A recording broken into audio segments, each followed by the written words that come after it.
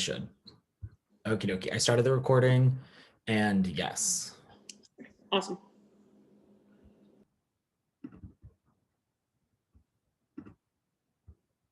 Okie dokie. Can everyone see the presentation? Yes.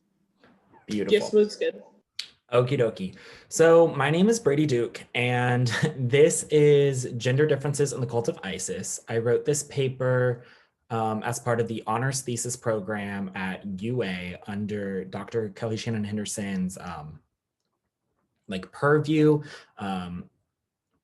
Very thankful for her. I would not have been able to do this to the degree that I did without her help. And so let me just admit this person real quick. Okay. And so just to give a quick overview of what I'll be talking about today, I'm first going to just define who is ISIS. And then I'm going to talk about the gender participation within the cult. And then I'm going to look at the various reasons why men and women were attracted to the cult of ISIS. And then I'm going to conclude. Okie dokie. So who is ISIS? So a lot of you might be like, why are we studying ISIS in relation to ancient Rome and ancient Greece? Well, that's actually a really quirky thing about ancient Greco-Roman religion was it was very, I'm trying to think of the word. They would adopt essentially foreign divinities. And so Isis is the Egyptian goddess. And Plutarch in his De Siae et Osiridae, he actually talks about Isis's origins in Egypt. He outlines her family lineage and talks about how Isis and Osiris were brother, sister, and like husband, wife, and that their other brother and sister, Nephthys and Typhon, were kind of jealous of their relationship and everything that they had. And so Typhon actually goes out and essentially kills Osiris. And so Isis goes on this long journey to try to find her husband Osiris and bring him back to life. And so there is a whole big myth about that. But essentially she gets equated to a bunch of stuff because of this myth, such as she gets associated with like childbirth, she gets associated with like shipping. And it's difficult to establish a direct date when she was brought into the Greco-Roman pantheon. There's stuff that dates to the 4th century BCE that talks about Isis, and I think that was found somewhere within the Greek Empire. But it is difficult to establish like a firm deadline. But after she was established, whenever that was, she grew in popularity, or it just skyrocketed. And so by the time of the Roman Empire, she was very popular god. And actually by the end of the Roman Empire, she, in some instances, was venerated. She was considered higher than Jupiter. And like I previously mentioned, she had a very expansive dominion. It ranged from childbirth to navigation, to shipping. She was really just like a catch-all god, essentially, goddess. And so for the participation in the cult, one interesting aspect about the cult of Isis was that both men and women were allowed to partake in the cult of Isis. They could have passive roles and they could have active roles. And what I mean by that is passive roles, they could just look on, see what's happening, just kind of like you would in like a church today, if you're sitting in the pews. But they also allowed for men and women to be active participants. And so we see in this Apuleius quote here that both men and women were participating in this procession. And he's actually talking about a parade for the Nawagium Isidis, which is a yearly shipping festival in Isis's honor.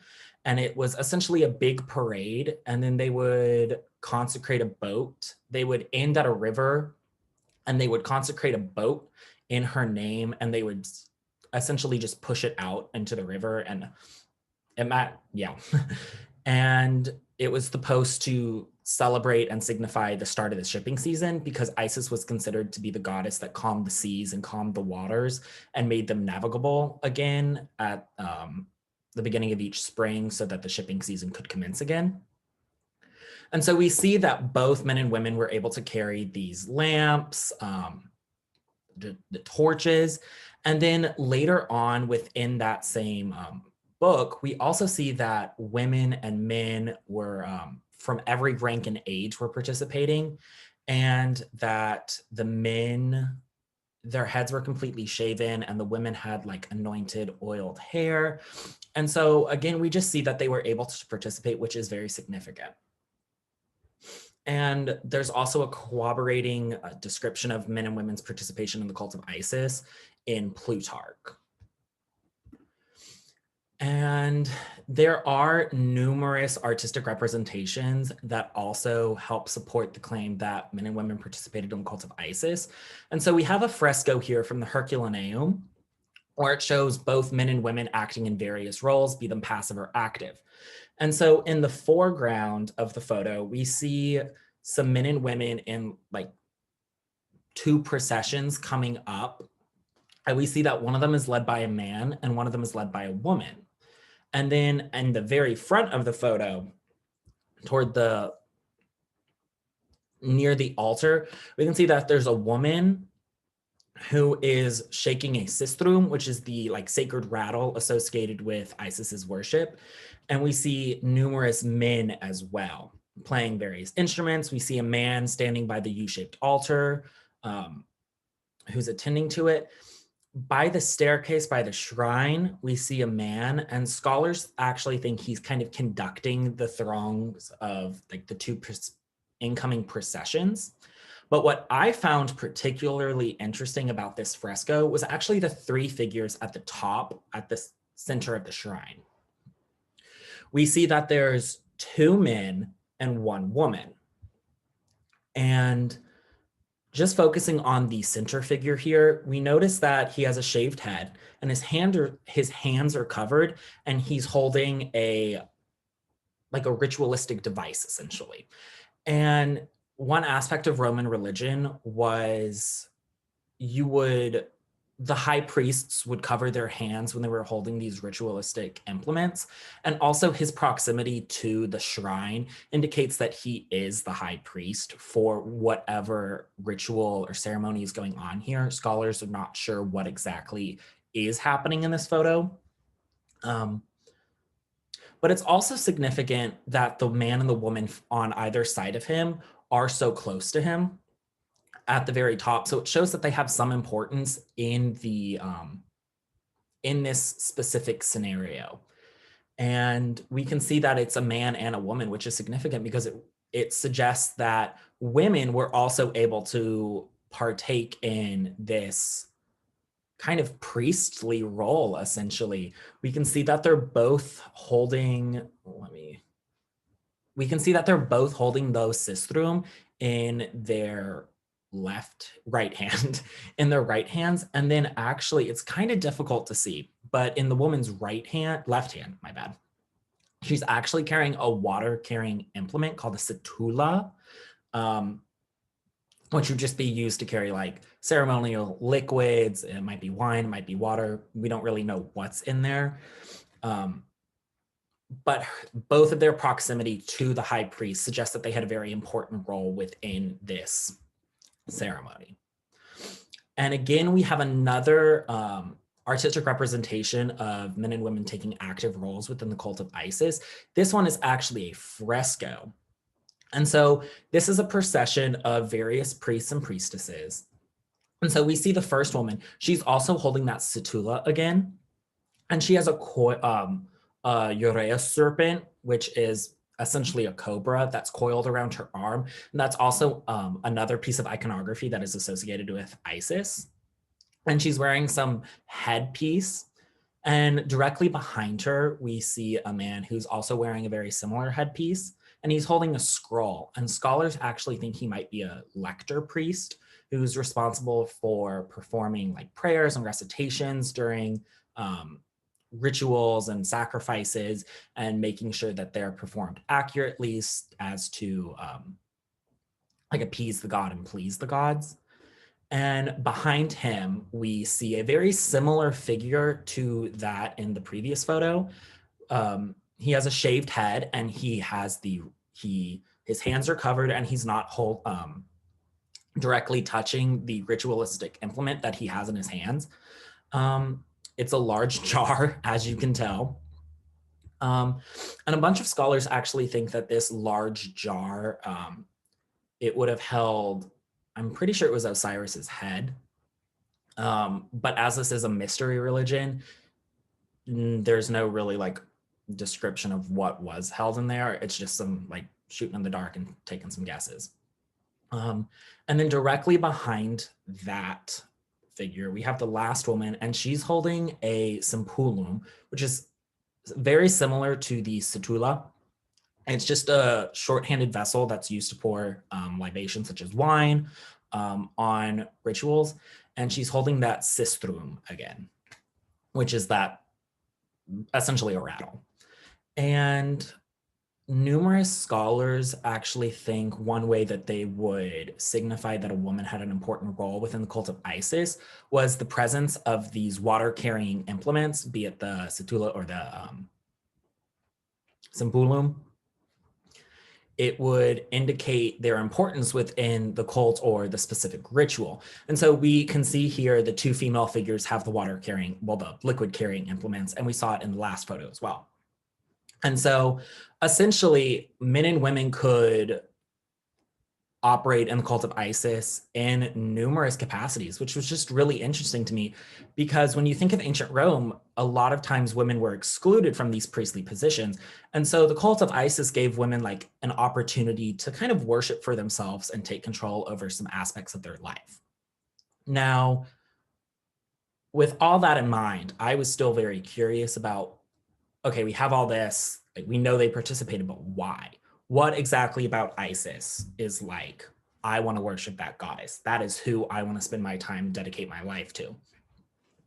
It's also really interesting because there's numerous authors such as Juvenal and Firmicus Maternus who talk about the worship of Isis, and it's kind of horrible, to be quite honest. In this specific Juvenal quote, he talks about how they would the women would plunge themselves in the cold, the freezing Tiber, and then walk most probably to the Campus Martius, and their knees would get all bloody. And I don't know about y'all, but that just does not sound fun. And so I was like, why would someone want to worship Isis if this is what you have to do? It is very significant to note that Juvenal, specifically in his Satira 6, is highly critical of women. And so he's definitely hyperbolizing here. But there are numerous figural representations that provide some corroborating evidence to suggest that while Juvenal and Firmicus Maternus were exaggerating, their accounts weren't necessarily completely like fiction. And so it lends their accounts some degree of credibility. We can see in this fresco right here, which was also found at the Herculaneum, that there are women and men on their knees worshiping. So that was some aspect of the cult of Isis. And so with all this in mind, I was like, why? Why was Isis attractive to Romans? So the first aspect I looked at was Isis's dominion over fertility and pregnancy. And so we can look to Ovid Zamores 213 and 214 to get an understanding of how she became associated with pregnancy and childbirth. So in Ovid Zamores 213, Ovid prays to Isis after Carina has a botched abortion, and her life and the life of his child is on the line.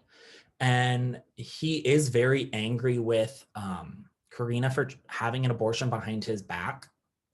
But he allows his anger to subside and fall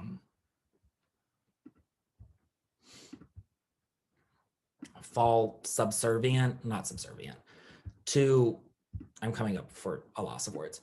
He essentially allowed his concern for Karina to win over his anger.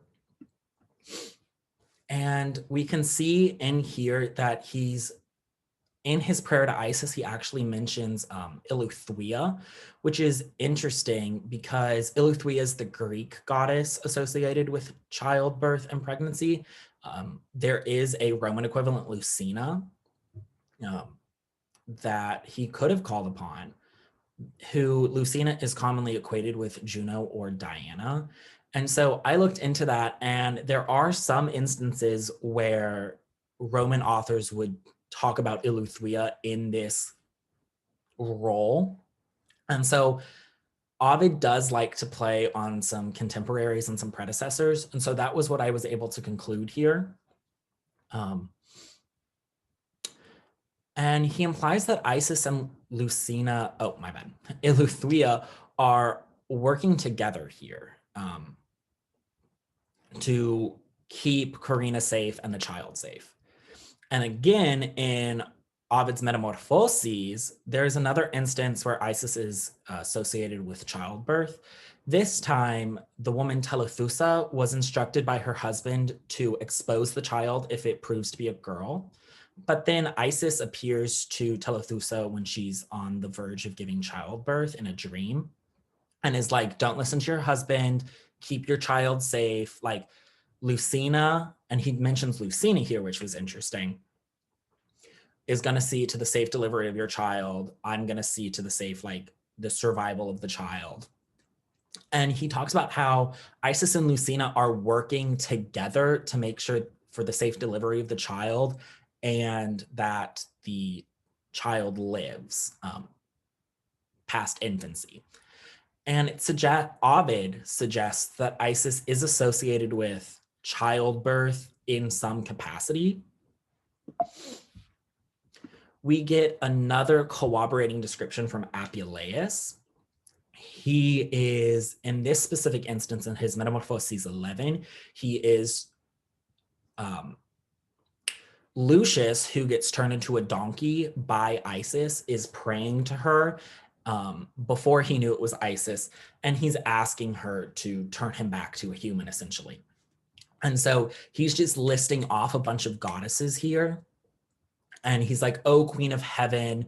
He mentions Ceres, and then he mentions Phoebus's sister, who is Diana. And he talks specifically about Diana Ephesus, I think is her name. Essentially, Diana had she had an epithet where she was associated with nourishing newborn children and like seeing to fertility and pregnancy. And later in this very chapter, Isis appears and says, everything you said about the other goddesses, like you were talking to me. Everything they do, I do. And so essentially Apuleius is saying that Isis does have an association with this Diana in the role of like a child birther, fertility and pregnancy. And that's significant. And there are numerous coins and artistic representations that also provide corroborating evidence. Here's actually a coin that connects Isis with Diana. It's kind of difficult to see, but scholars have determined that the goddess that is portrayed on the back of this coin is actually Isis Fortuna, who she gets equated to a lot of goddesses. The helm that she has on her head is an association with Athena Minerva. It's difficult to see, but she has a quiver on her back that they associate with Diana Artemis. And so that's where the artistic representation comes. Isis was attributed with Diana and Artemis in some capacity outside of the literary sphere in the layperson's world. And we can see this almost identical portrayal of Isis Fortuna again with this statuette. And the size of the statuette suggests that it would have been in a lararium or a temple setting. So it would have been used for religious purposes, quote unquote. And we again here, we see that she's associated with numerous divinities. The cornucopia is her connection with Fortuna. The wings are with Nike and Victory. The crown shows that it's Isis. She's commonly depicted with the moon in between two cow horns. There's a peacock, I think it's on top of the cornucopia, but on her back, she has another quiver, which is the association with Diana, Artemis. And so, with all this in mind, we know that Isis was associated with fertility and pregnancy in some capacity. And this is significant because back in the day, childbirth was not very safe. It was considered one of the most dangerous operations, and mortality rate for the mother and for the newborn child was high. I think about 50% of newborns didn't make it to the age of 5 per some scholars' statistics. And so for a family who's wanting to potentially have an heir and make sure that the wife survives, they would do pretty much anything they could to ensure that. And so if that meant worshiping Isis, that meant worshiping Isis. So that was one of the reasons why they would turn to Isis for protection during this time. And she also gets associated with navigation and shipping. I previously mentioned the Nauagium Isidis, which is that shipping festival at the beginning of March. And so Apuleius here, he talks about how she gets associated with the shipping festival and how they thank her. And essentially, Isis says that she just has dominion over the sea and that she calms the waves and that people are able to navigate the ocean again, essentially. And it was also people would turn to Isis to protect sailors and just people going out on the water from the dangers associated with like boating, essentially. And there's numerous like votive offerings that are given in temples to Isis that show her in this kind of navigation role. And Juvenal also provides an account where he talks about how during a particularly bad storm, all the sailors started praying to Isis. And while he is judging them, we see corroborating evidence with the Statius Silvae passage, the Statius's Silvae passage in the last slide. And it's just another corroborating piece of evidence to argue that she was associated with shipping. And once again, there is numismatic evidence to suggest that Isis was associated with shipping. We can see in this coin here that this is Isis Pelagia, which is how she was commonly associated with shipping. And in this specific instance, she makes a sail out of a piece of her clothing. And so she holds it out with her arms and she holds it to the boat with her foot. We can see she's kind of in like a half lunge position here, and her shawl or her mantle is blowing behind her in this depiction. And so it shows like movement in a way. And essentially it's corroborating evidence to suggest that outside of the literary sphere, that Isis was associated with navigation and shipping. And this is significant because in Rome, a lot of their food supply had to come from foreign places. And so it would have to be shipped over the Mediterranean. And so not only was their food supply dependent, but their men were going out and shipping. And so men and women alike would pray to Isis, give votive offerings to Isis to ensure for the safe survival of like the boat or the men or the supplies.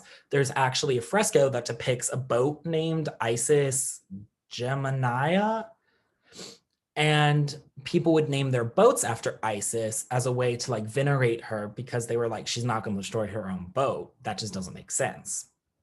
And so in conclusion, both men and women participated in the cult of Isis. They had the passive roles as just like onlookers, and they had active roles. They could be altar attendants essentially, or they could be close up to the high priest.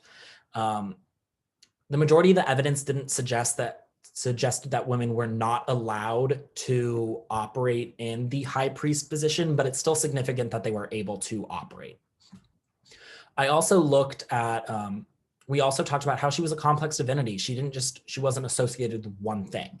She was with fertility, childbirth, and navigation. And for the sake of time, I also, I didn't even talk about how she was associated as a divine wife and a divine mother. That was something else I looked at in my thesis as well. And so, of course, this list is not exhaustive, and I was not able to explore every single reason why someone might be attracted to the cult of Isis, but it does provide valuable insight into several reasons why a Roman might have worshipped Isis. And that's the end of the presentation. And I left some time at the end for questions, so feel free to drop them in the chat or just hop on and ask. I thought that was awesome. Thank you so much. I have some questions, but like, I don't know if my students have questions first that they might want to ask. If any of you can unmute or type into the chat, you can go ahead. I'll just start with a couple.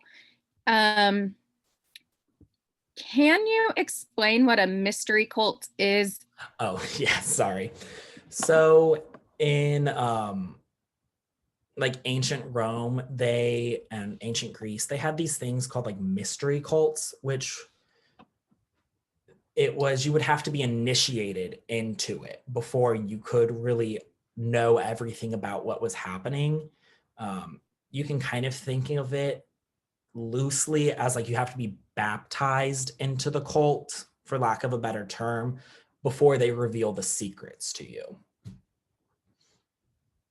Awesome. I also was wondering, did you find out a reason why the men had to be bald?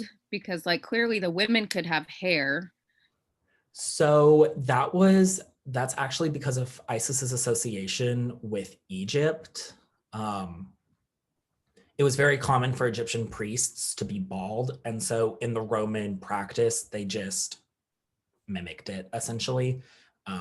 I was never really able to find a reason why the women had to oil their hair. I did think maybe it was to like give them the like look that they were potentially bald, but again, that's just taking a wild guess, to be quite honest. Got you. I have more, maybe. I'll just keep asking, I guess, because I don't see anybody else. So I feel like, there's, it's kind of typical for Romans to like kind of like take on other people's gods and stuff. It's still always just kind of interesting that they're not saying like this one exists and this one doesn't. Like when you were talking about like the Greek one and like Lucia, I think was her name, the Roman ones. So it's just interesting that they can kind of like adopt everybody in. I guess I just wanted to say that it was a comment. Is there any, I should know more about Isis because we actually have a little section in our book that we teach where we go to Egypt, but like, I just don't know that much. Did she always start off as being like associated with, being a wife and childbirth and navigation and all that, or did things kind of develop? From what I was able to tell from her origin story, at least her association as a divine mother and wife has always existed. I don't know when exactly her association with childbirth and navigation became about. I will just be quite honest about that. So that was like a half answer. Yeah, no, it's fine. Sorry.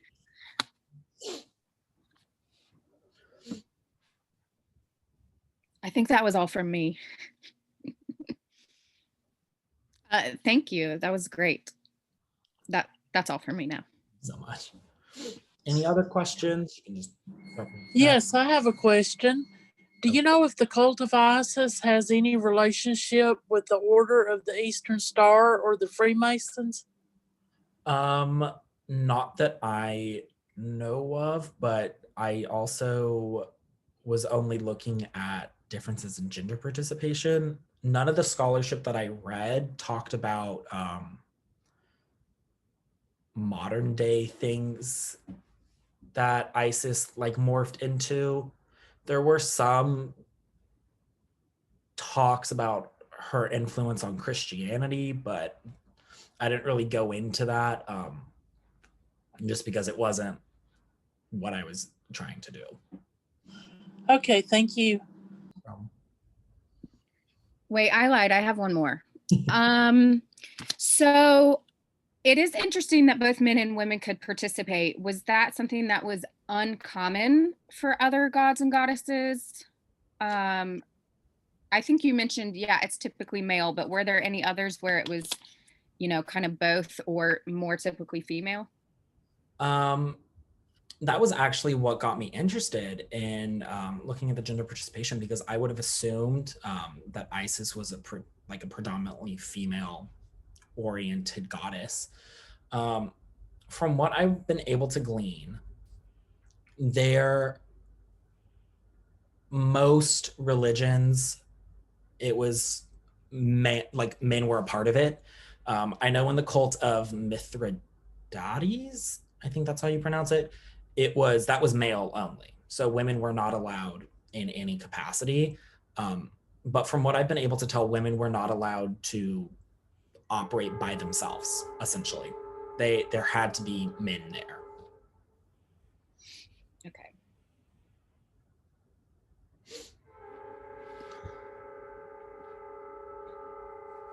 And I apologize for the train, if y'all can hear that. Awesome. Are there any more questions for Brady?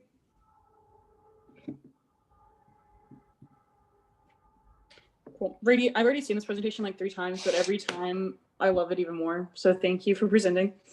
If there's no more questions. Wait, can I just say hi and bye to my class? Because most of Yeah. them. All right. Hi, 4th block.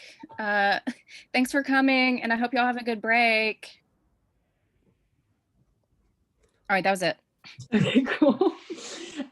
Yes, thank everyone for coming. This is the last lecture for the fall forum. So yeah, it was fun. All of the presentations will be on the website by the end of the day. A couple of them are already on there, along with the PowerPoints. And yeah, thank you guys for coming. Yes, thank you. Cool. And let's give a round of applause for Brady for putting this together. Thanks. Hey, Shandy. Thank you. All right. Bye, guys. Bye. Great job. Thank you.